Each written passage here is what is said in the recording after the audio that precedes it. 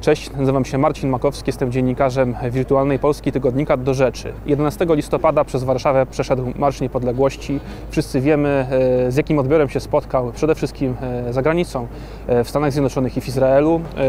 Uznano, że to marsz nazistów. Oczywiście hasła faszystowskie, rasistowskie były na nim obecne i nie należy pudrować rzeczywistości. Jednak jest ona zazwyczaj i w tym przypadku również zdecydowanie bardziej skomplikowana. 13 listopada sam Rubin, student i dziennikarz, napisał na portalu Forward, że tak bał się polskiego antysemityzmu w Warszawie, że schował się w łazience w obawie przed prześladowaniami. Stwierdziłem, że trzeba nawiązać z nim dialog, trzeba porozmawiać, trzeba nawzajem się czegoś od siebie nauczyć i dowiedzieć, ponieważ Polska nie jest ani krajem, który nie ma problemu z antysemityzmem, ani krajem, który jest pełny antysemitów. My name is Sam Rubin, and I'm a Jewish American writer, originally from New York, but living in Warsaw on a Fulbright Fellowship. The march on November 11th truly scared me. As I later wrote in the New York Jewish Daily Forward, marchers protested down my street, chanting with torches and small bombs. I received lots of reaction to this piece, some negative, some positive. I was lucky enough that Marcin read my piece and invited me here to Kraków to talk about contemporary Jewish and Polish relationships and the state of Judaism in Poland today. I'm very happy that you decided to came here to Kraków, that we didn't finish just online, simply by arguing with each other. Yes. Can learn something from each other. That's, I think, is the most important part. But tell me, from your perspective, what do you see here in Kraków as you look to this Christmas market? It's startlingly beautiful and certainly different than New York. Different than New York. Is Yes. it different from Warsaw, what you saw in Warsaw on 11th of November? Extremely, and the 11th of November was also different from my everyday life in Warsaw. Something that I truly have enjoyed is the numerous positive interactions I've had with individual Poles when I speak about being a Jew in this country. Right? So you're not afraid about being Jew in Poland on everyday basis? Well, I think that the November 11th changed things. There were 60,000 people at that protest. That's a significant number. And if you follow how I feel, which is that if the protest was in part organized by groups that took their names from anti-Semitic leagues, that perhaps those people don't have great feelings about Jews in general. So But I'm tell a little, me, do you I can think be a little afraid. that all of those people, 60,000 people that were there, were anti-Semites? I think that they were all willing to march next to anti-Semites. If you are thinking about Poland Yes. in general, Yes. do you feel threatened to be Jew here in our streets, in our cities? No, I don't think so. So you're not afraid when you think about you being Jew in Poland, everyday life? That was an incident for you. Yes, and I think that part of that is that this will be different now that my face will be out there, but I can walk around and I don't wear a skull cap, a yarmulke, so no one would know that I'm Jewish when I'm walking around. And if you put a yarmulke on your head, do you think something will change? I actually do, yeah. I've spoken with some of the Jewish community in Warsaw, and they wear winter hats or baseball caps all year round over their yarmulke skull caps because they're concerned. And actually, I had the experience when I first arrived here. I went to a Shabbat dinner, and maybe 4 or 5 times people warned me, okay, you can't go outside on November 11th. Like, we don't go outside on that day. But here we can go outside anywhere, anytime. Yes. Do you feel and do you see something different from European capitals when they have Christmas market? Does something strikes you here that is different? No, this is lovely. Absolutely. Yeah, but when you wrote about being threatened by Poles in Warsaw, I feel a little bit insulted because I am a Pole as well. Yes. I never had any negative feelings toward any other people, not saying about Jews, about any other people. And that's most of us. And here, as you can see in Poland, in a Christmas market, we don't have any kind of concrete barriers. We don't have soldiers with rifles. Yes. It's one of the most peaceful places right now in Europe. Absolutely. So, what I had problem with your article and your opinion was that you generalized whole Poland as being anti-Semite, as you can hear and see here. We're in Poland and we, as a Poland, as a nation, are not a country and place when you can be afraid. And that's something that I would like to show you, and I hope that's something that we can agree upon. And right now I'm going to ask you to take a coffee because it's very cold. Dziękuję. Dziękujemy bardzo.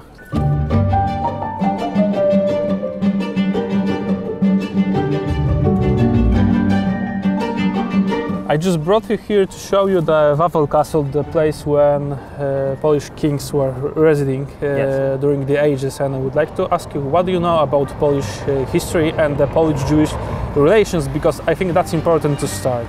Well, I know that there's this sort of myth that the first Jew came into the land of Poland and heard in the trees Poland, which is something along "you shall reside here," which I think is really powerful. And I also know it from my own familial experience. So much of my family came from Poland and is bringing their own feelings about shtetl life with them to America.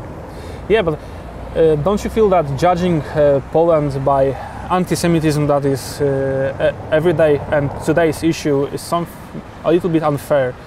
If we compare it to hundreds of years of Jewish heritage in Poland, how do they settle here, that the tolerance was here during the 17th centuries when religious war was waging across the Europe. Don't you feel that you're a little bit dishonest by judging the Poland through today's standards? Well, sure, the 17th century when you had a political allowance of Judaism here, but at the end of the 19th century when my family left, the beginning of the 20th century, that wasn't the case. There was pogroms and violence in the streets in the 1920s and 30s. So I think it's a mixed history, right? I think it's complex, and I certainly don't only judge Poland by what happened on November 11th. I hope so. Absolutely, that's certain. But I also don't want to pretend like there isn't also this difficult past history of Polish and Jewish relations and pogroms and things like that. But what is the dominating history from your perspective? Tolerance or pogroms? Because I think that's more of tolerance than the pogroms. I can't say I wasn't there, and I imagine more tolerance. I hope more tolerance than pogroms, certainly.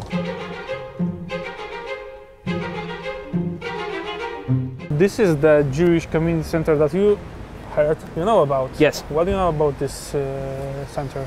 So Jewish community centers are areas where kids can learn Hebrew. I think they can also learn English here. And it's a way to keep the community together. We have them all over New York, and we also know in New York that there's one in Krakow here. But I have to be honest, when I Yes. read your article, you said that you hid in the bathroom because you felt like 70 years ago as Jews being hunted and prosecuted by Germans here in Poland. But as you can see, these kind of communities are well founded in Polish history, and no one is breaking out the window. No one is chasing the Jews here. So why do you feel that you have to be so much afraid if those things like operate on everyday life? No one is disrupting this. Yeah, so I think that the article has an element of analogy, right? So there's a dramatization of when you're writing. I was afraid that day because there were people marching outside. I knew that they were saying things like white Poland. I knew that they were organized under... But would you say that Poland Yes. is a safe country for Jews? Because as you can see, it is safe. No one is threatening you. Well, easy question. Is it safe in general? Does anybody threat you during those Okay, videos? sure. So I don't feel threatened, but I also don't have anything about my appearance that would tell you that I'm a Jew. And I know from speaking with the community in Warsaw that they're very careful about keeping the elements of religious garb so that you can't see them. Wearing a cap over your skull cap, because some of them are worried about being persecuted.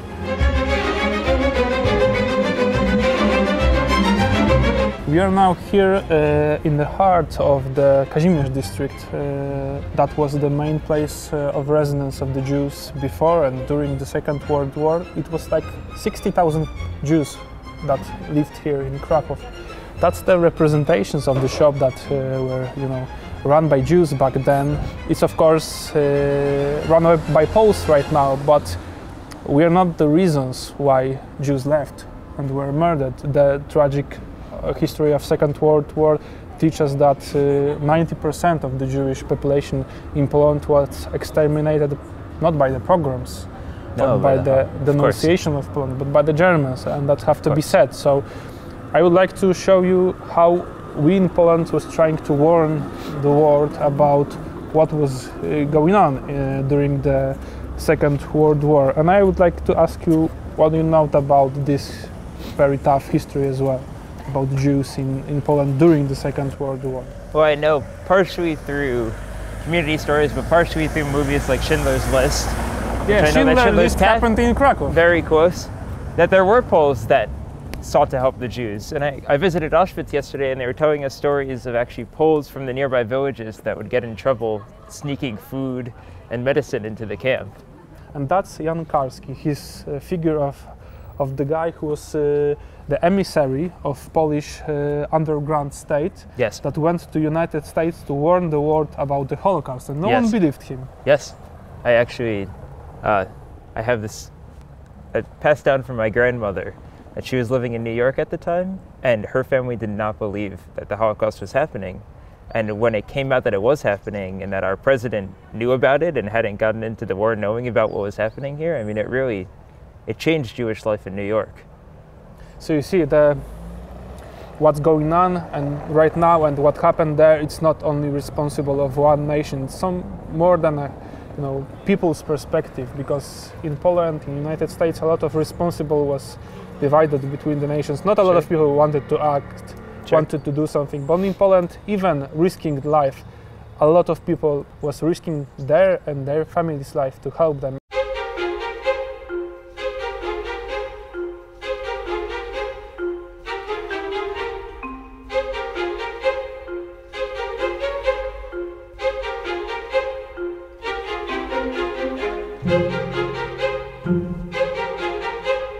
So we spent some time in the city center, we've been to Wawel Castle, and now we're in Kazimierz at this great cafe with this great bookshelf. Finally getting a little bit warmer. And I really wanted to know, you've said a few times, and you wrote about this, that it seems to me as if you feel that Poland is misrepresented in the American press. So as an American, I'm not completely sure why. Can you tell me why you feel that way? Because as a generalization in every matter, it's always painful to see that from the perspective of radical minorities, we are being perceived and presented as a nation of 60,000 Nazis that were marching through our capital, and we've been represented as a nation of anti-Semite, which in history we were nations of the victims as well, the same as the Jews. 6 million Poles were murdered by the Germans. 3.5 million Jews were living here before the Second World War. 90% of them were killed by Germans. 1-2% were killed by Poles, which are not members of the government, but regular people who are like evil, like in general, like everywhere in the world. We are not someone who's responsible for the Holocaust, because it's the matter of the state, industry, logistic. We had bad people here in Poland, but from the history perspective, I'm always concerned when someone is trying to say that we are like nation of anti-Semites that have a major problem with radicalization. We have this as anywhere in the world. But I appreciate that, and I think that any time that we talk about a group of people of a nation and put them under one categorization, I think is incredibly unfair. But if you look at like sociological studies, there is a higher degree of anti-Semitism among the populace. I was reading a University of Warsaw earlier today that it was close to 40% of the populace agreed or strongly agreed in a statement like the Jews have a secret pact to influence international affairs. You know why is that? Because we had so much Jews here in Poland, so a lot of tensions were naturally made because of the conflicts of the interest of everyday life.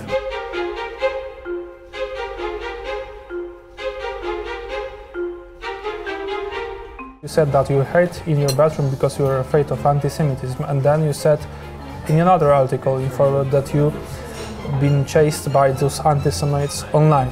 And as a quote, as an example, you quoted only one tweet. And I checked this Twitter account. It isn't even Paul. This is someone probably from Russia, Sure. speaking only in English, concerned about America's issues. Sure.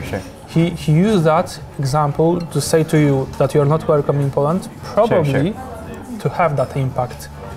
And it wasn't even a Pole, and you use it as an example of Polish antisemitism. No, but the person who called me lies in the fake news that I think was responding to your original tweet was also in there. But is it antisemitism? You wrote a very specific opinion piece. Sure. Very, very one-sided in my opinion. So if someone is calling you by the names, it is like part of the being publicist, not anti-Semitism. You know how often I am calling by names? How often I'm even some of those radicals, nationalists that I was accusing of being stupid in Wirtualna Polska was attacking me personally. Absolutely. So should I say it's anti-Polonism? I'm not feeling that you have to hide in your bathroom because we are walking all day around Krakow. And nothing happened, and I never heard that some anti-Semitic incident. Well, I wonder if we can make the differentiation between what happened today and what happened during the Independence March. During the Independence March, there was an overt nationalism, right? I mean, some of the organizers self-proclaimed themselves as radical nationalists. There were speeches and chants, and clearly Poles aren't walking around doing that every day. So I think that the situation is complex, and I'm trying to get at that complexity in my piece, that I'm living really a perfectly safe life here every other day. But how can it be complex if you're saying that you have to hide in your bathroom because you're afraid of your neighbors that they will denounce you like 70 years ago? Sure. But it never happened. But during, now. But I'd really like to publicly make this differentiation between what I think happened during the march and why I was afraid during the march, because I've been told by both Poles and Jews not to go outside, to be afraid. Maybe not Poles on the right, but lots of Poles on the left were like, please do not go out. I'm not saying that you don't have the right to feel that way. That's your subjective opinion, but I don't see this as a representation of what Poland is as a country. Because that's so many times we are hearing that how evil we were and we are. And for example, you know that during the Second World War, Poland was probably one of the only country that didn't have a collaboration government with the Germany. Didn't have the Waffen-SS units. We didn't have anyone who was fighting over the swastik banner. And anywhere else in Europe, Hungary, France, Belgium, Holland, Norway, anywhere, they had like military units. We were the victim of Germans. We didn't serve with the Germans. We had the biggest uprising against Germans in the world, and we are still being represented as people responsible for Holocaust. That's what I recognize. I cannot, believe how inaccurate this is from the historical perspective. I was taught that the narrative that the Poles are basically as bad as Nazis. That it was just as bad here before the war as during the war. And now that I've studied more and I've been here, that's clearly not the case. I'm glad to see that. I totally respect that. And I think also that Polish victimhood, particularly during the Nazi period, on the global scale, we don't learn about it, right? But I do feel that in the contemporary politics today, that sense of victimhood during the Nazi period is being used to keep out refugees and to create this ethnic nationalism that I felt was really at the core of the march. I can show you one picture before we conclude. Sure. Do you know who is it? Yes, the Prime Minister. Yeah, I know who is it at second person. A rabbi. Yeah, a rabbi. And this rabbi is blessing our Prime Minister. It happened during the Sunday. Sure. And this is part of the politics in Poland as well. It's not only black and white. We have our problems. It's not only black and white. We have our problems, because I have to admit that. But we as well have to admit that there is a common ground that we can agree upon. Yeah. And I would like to propose you to write a postcard to your friends, to your family, from Krakow, from Kazimierz. In your words, what did you see here? What do you feel about it? Do you feel we are closer to common ground, or maybe completely opposite? Because what can divide us is obvious. So many things can divide us. Yeah. But if you met here, if you do that, work, if you're speaking with each other, that's something that is much more important. Absolutely. If you feel that same way, feel free to express that. And I would really like to thank you for... Thank you for having me, Marcin. I really appreciate it. For coming here and... My pleasure. Not having a conclusion of misunderstanding. Absolutely. But of, drinking coffee and not fighting with each other. Finding the common ground. Absolutely. Thanks, Sam. Thank you. Cheers. Na zdrowie. Na zdrowie.